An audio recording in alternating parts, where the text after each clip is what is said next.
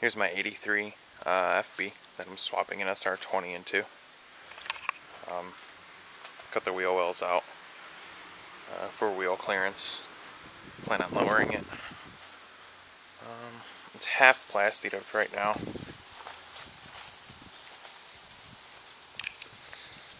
It is a GSL. I got a parts car and did a swap for the rear glass, so it doesn't have a wiper. Just a cleaner look.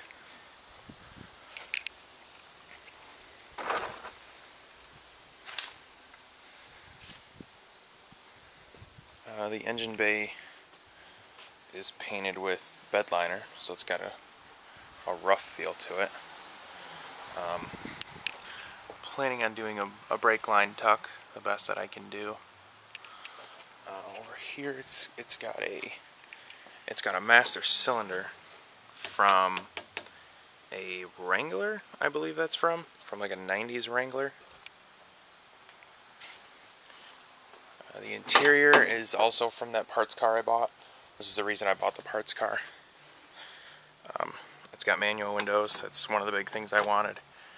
And it's got this really nice dash. As well as I have all the rest of the interior. None of it's in right now as far as the back, but I do have it all. I gutted the original gauge cluster, and I'm starting to make my own little panel to hold gauges. These are for 2-inch gauges, and that's going to be for 3 1/4 tack. I do have some gauges in here. I could mount them up, on the dash and stuff, but these gauges, the ones that are going to be in here, you don't really need to keep an eye on all the time. And I refuse to mark up my dash, so there's that. All of this is going to stay original. Obviously, I'm not touching the dash. I'm probably going to do a radio install somewhere maybe under the seats or maybe in the rear bin. Not sure. I started doing some sound deadening. I sound deadened one of the doors so far. And I started doing it back here. This rear carpet's been cut. That was from the previous owner who had the car, who had the parts car. So I'm going to have to cut a piece of carpet to fit back here so it looks decent. That seat is from that FB. That's got a different, I swapped the seats out, and that one's just in here for the time being until I replace them.